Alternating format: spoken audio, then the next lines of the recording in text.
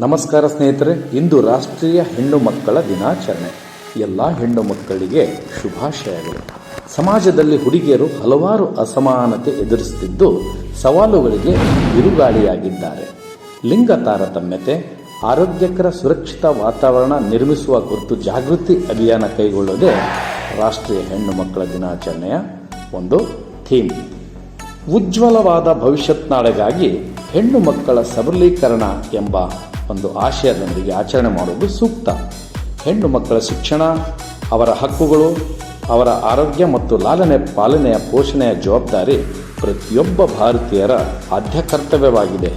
ಹೆಣ್ಣು ಮಗು ಭೂರಮೆಯ ಸೊಬಗು, ನಿನ್ನೊಲವ ನಗು ಕಂಗೊಳಿಸೋ ಮೆರುಗು, ನಿನ್ನೆ ನಾಳೆಗಳ ಭವಿಷ್ಯದ ಕೊರಗು, ಸಂಬಂಧ ಸಂಸ್ಕೃತಿಗೆ ನೀನೇ ಅರಗು, ದೀಪದ ಜ್ವಾಲೆಯ ಪ್ರಕೃತಿಗೆ ಪಸರಿಸೋ ಬೆಳಗು ಎಂದು ಹೇಳುತ್ತಾ ಎಲ್ಲರಿಗೂ ಮತ್ತೊಮ್ಮೆ ಶುಭಾಶಯ ಕೋರಿ ಧನ್ಯವಾದಗಳನ್ನು ಅರ್ಪಿಸುವೆ.